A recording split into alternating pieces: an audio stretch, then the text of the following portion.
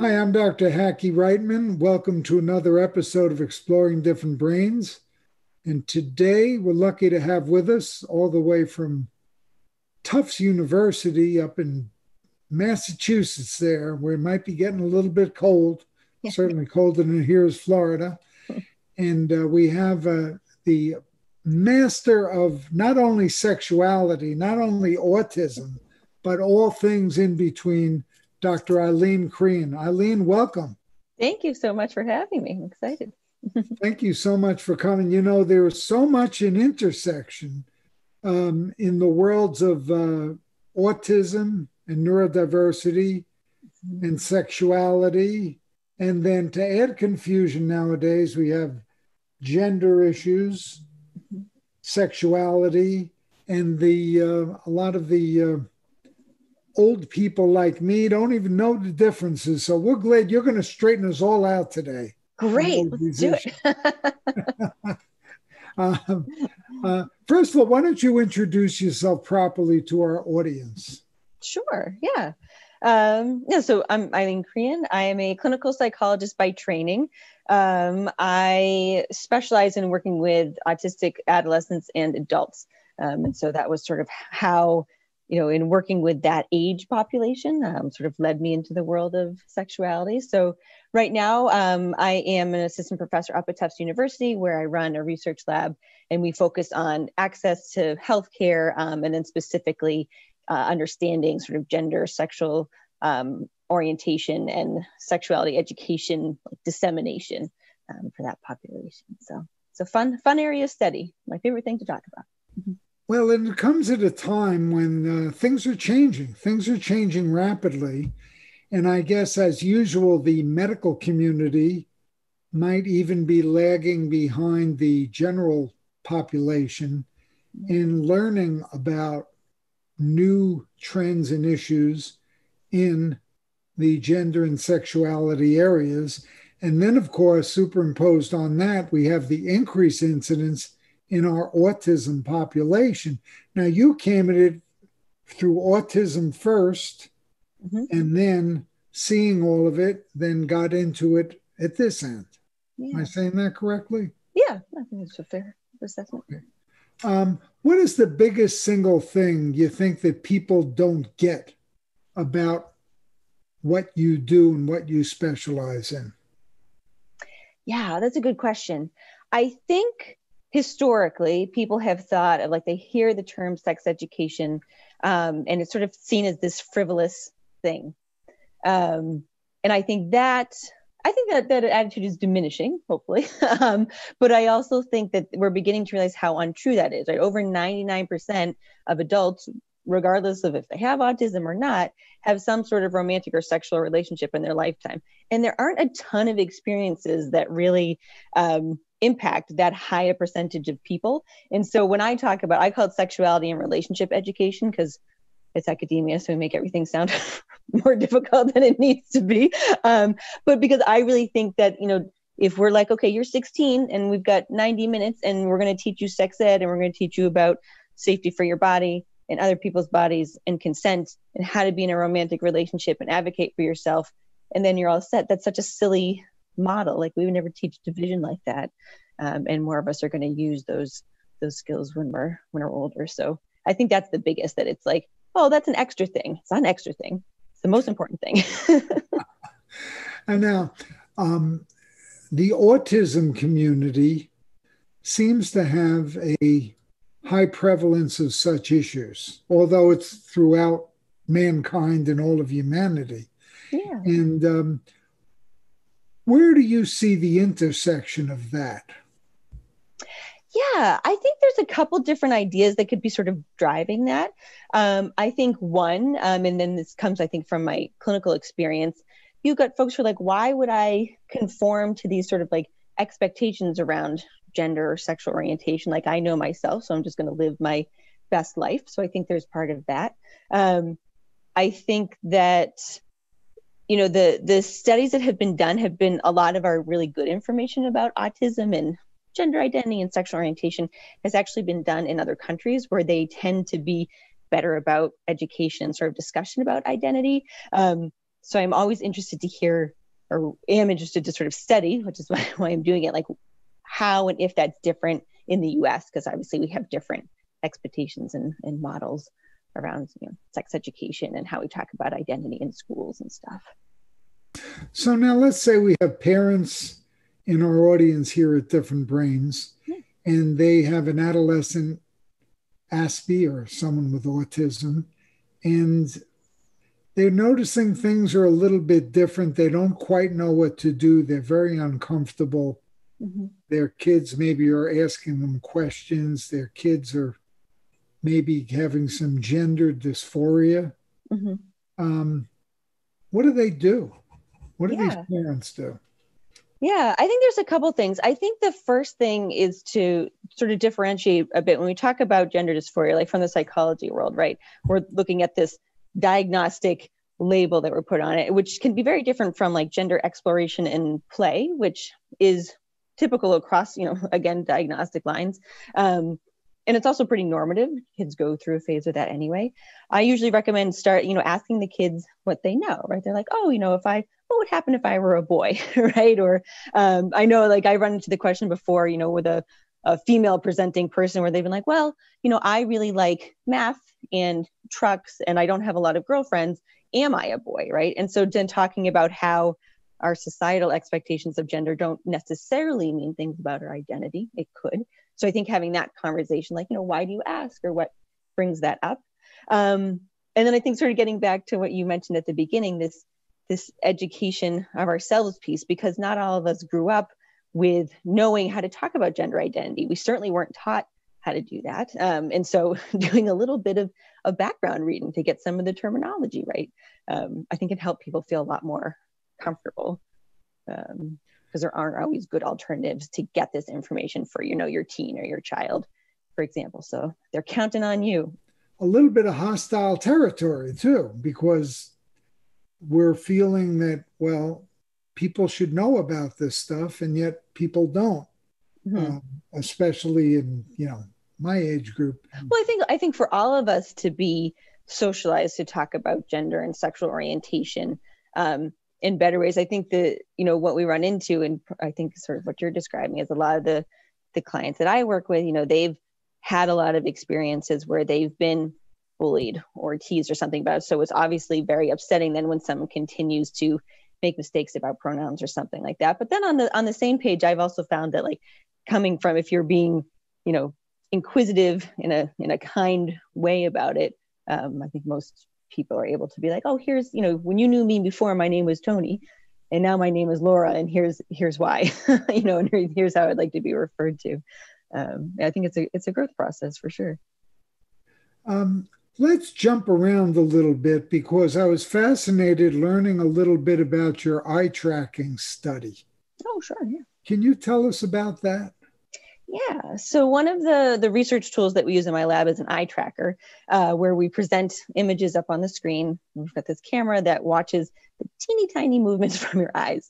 And the benefits of that are that we can collect information that you might not even realize that you're responding to, which particularly in social situations can be good. If you're looking at a group of people, I'm like, what's most interesting to you? And you tell me with your words, that might be different than what you spent the most time looking at. And so I used it to study how we notice other people, how we respond to other people. And we're starting we put in a couple of proposals recently to use it as essentially like a sex education and relationship skill tool. So if you're looking at like a dating app, what's popping out to you? Does it make a difference if you have autism or don't have autism, or you have a really restricted interest in something or not? So trying to capture that perceptual process. Based on, like, a lot of the work that I do is questionnaire based. So just using a different method.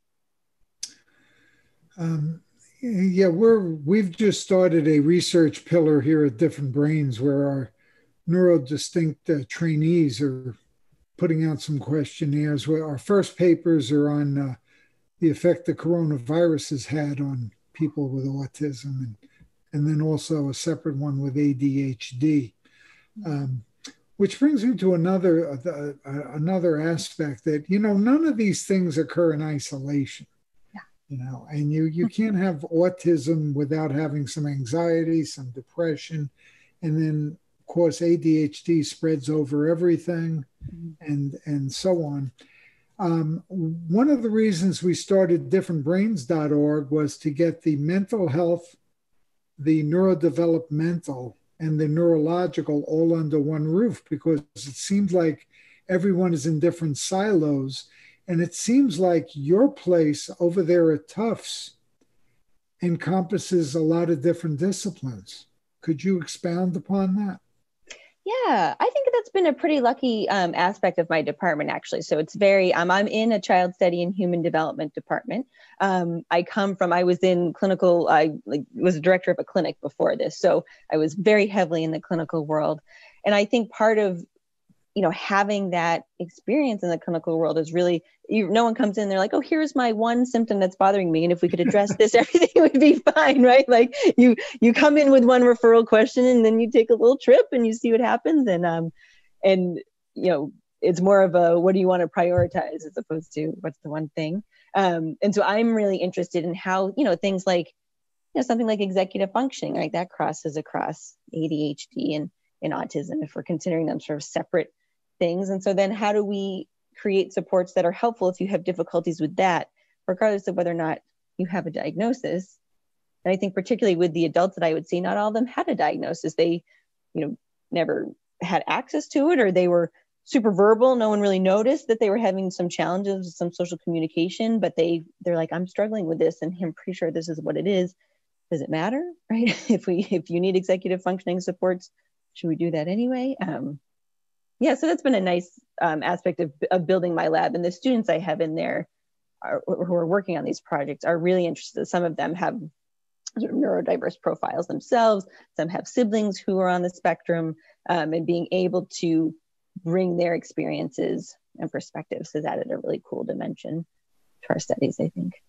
Back in the 1950s, when I grew up, in 50s and 60s, people didn't come out of the closet with being gay and so forth. And I would imagine these things are very hard to be open about for many, many different reasons. Mm-hmm. Can you expound upon that a little bit from your perspective as a clinician, doing research, running a clinic? Yeah. I think, in part, there's certainly like generational effects, right? So if you grew up in a time where maybe it wasn't safe to come out of the closet, and then, changing that partway through your life is going to be a big shift. I think knowing like how to talk about it and when to come out, that's a big moment for some people it's not as big, but for most people, like there's a moment where there's okay, who am I going to tell? Is it safe to tell this person? How do I do that? And that is so intertwined with so many social communication demands, and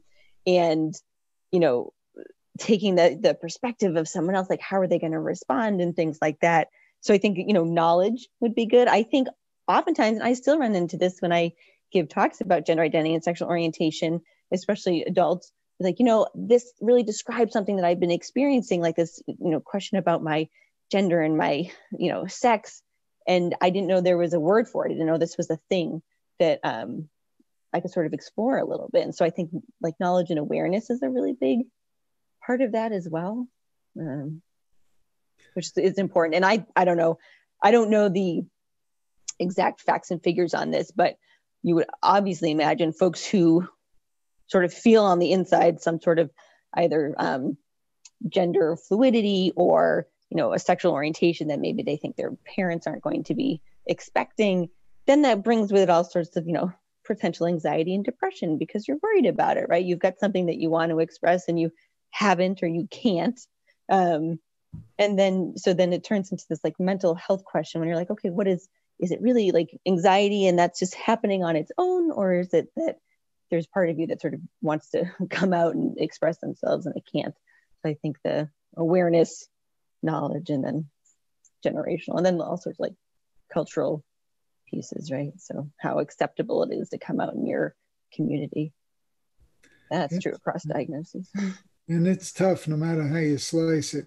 Do you have any feelings about the etiology of gender, let's just call gender dysphoria or gender confusion. Do you have any feelings about the etiology of that? I mean, when I think about like just gender identity, whether or not there's dysphoria with it, I don't know as much about the etiology part of it because I'm more on the how do we connect you with services side. Yeah, so I wouldn't have a ton to sort of add on that. I mean, there's certainly a whole host of folks who study that piece. I am really interested in how sort of identity is developed in autism. That's a study that we're launching in the next couple of months, actually, where we've been asking adults, tell us about your gender identity and your sexual orientation. And like, when do you think you started thinking about your gender identity? And we do have information about the essentially timeline for that in neurotypical populations, but is that the same in autism? And I think that would be a really important part to inform our sex education models, right? And in the US, we teach folks skills generally later than after they've already needed them, which is not a good pattern. And so I think a general course correction on that would be good, but we don't really talk about gender identity and sexual orientation at all. So if we could figure out a little bit of a rough timeline, like when should we start having these conversations? That's a question I get a lot from parents. Like, when should I introduce the idea of like different genders and different sexual orientations? Take us back with you, how you got into your present career and the educational path you took, just as an example for how it unfolded for you. Yeah. So I'll do a shout out to my mom for this part. My plan was to be a music and a math major, and then she convinced me to take abnormal psychology. And then I fell in love with that. So anytime I would talk about work, she's like, remember when you didn't want to take psych? I'm like, all right. So that's how that started. Mothers, you have to do it. They know stuff. They do know stuff. So that was how I got into psychology. And then I was working in a couple of research jobs after college, which did not end up being related to autism at all. I was doing primate research and then memory disorders and mice, and like it was a whole path. But I was learning a lot of research tools. Like I started, when I was working with memory disorders, I started to work on eye tracking, and I was like, oh, this is something I think would be really interesting to use, in a graduate program. Started my program, was working on an emotion regulation study with kids. And with the inclusion criteria, we were looking for kiddos who had some amount of anxiety, some amount of sort of like withdrawn, unusual behaviors, a little bit of aggression. And so we ended up with a fair number of kids with autism, right? We weren't specifically recruiting for that, but they met the criteria. And it was just like a population that I fell in love with. There was something about, I think, like the logical and sort of literal way that a lot of the kids that I met with operated that just made sense to me. I feel like I can see how you're coming at this. And so it was a group I really enjoyed working with. And then as I was training more as a child psychologist, and then realizing that these teens, like, the services cliff was coming up, right? There was nothing that happened after that, like just everything disappeared. And then so slowly my patient population got older and older. And then because it's just really rare that like people who specialize in autistic adults, it's a pretty small number. And so then it sort of snowballed, I think, into itself. And now, I mean, I do a lot of really like talking with community groups and self-advocacy groups and things like that. So I also think that's a good thing to look for in, as you're building your career, find those maybe, academic conferences are certainly great for research and things like that, but find other ways to disseminate this information because people need it. Yeah, I'm thinking the self-advocacy is really probably the most underrated thing in all of these entities.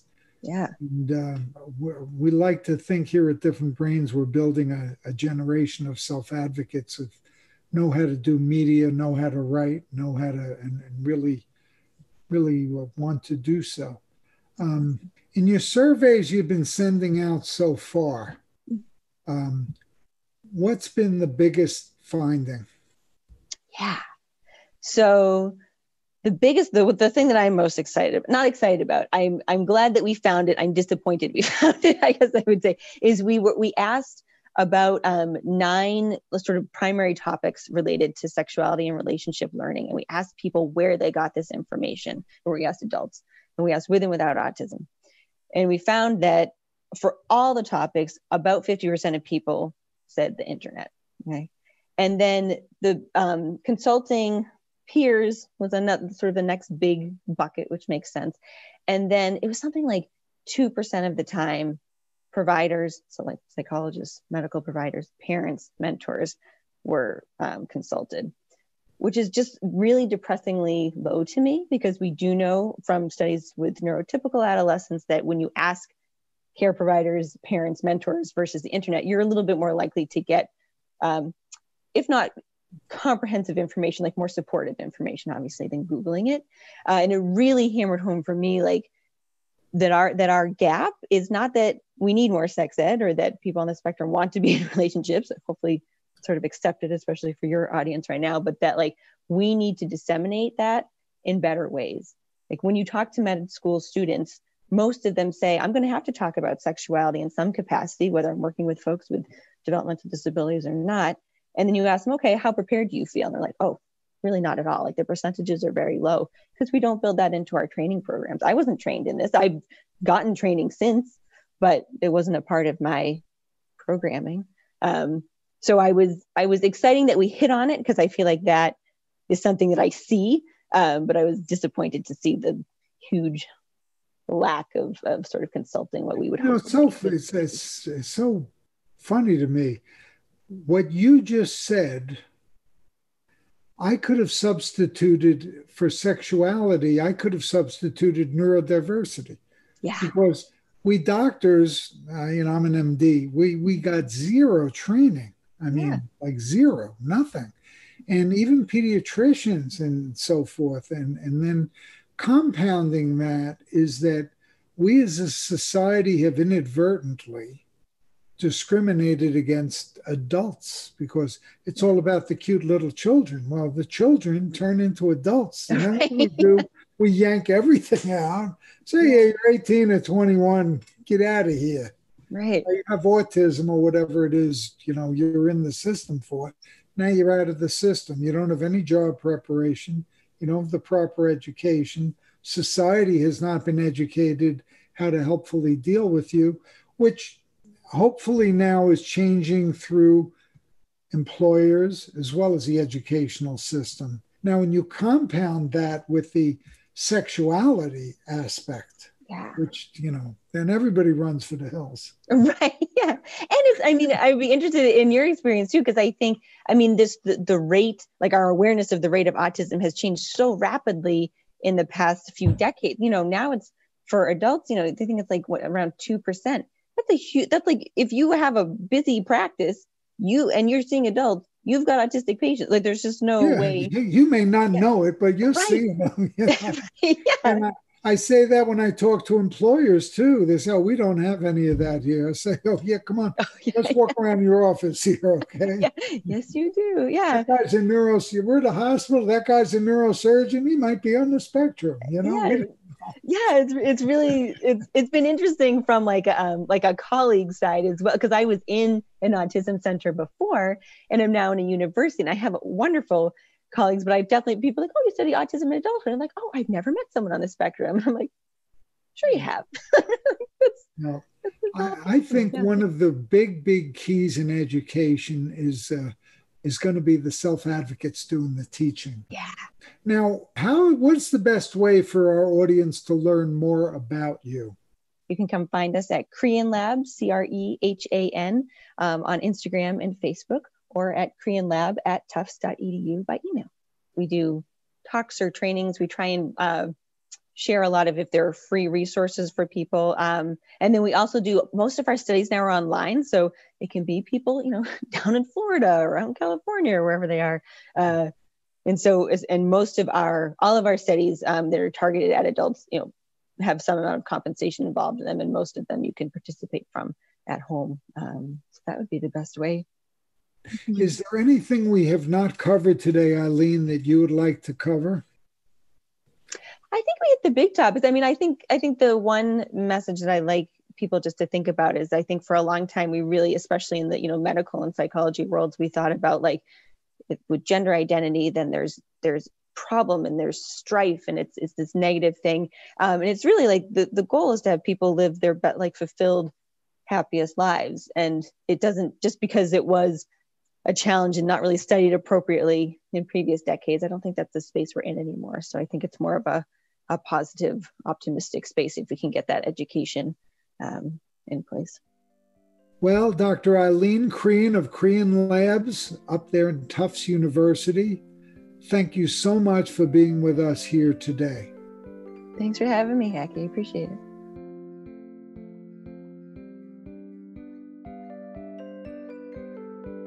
Exploring Different Brains is a production of Different Brains. Visit us at differentbrains.org.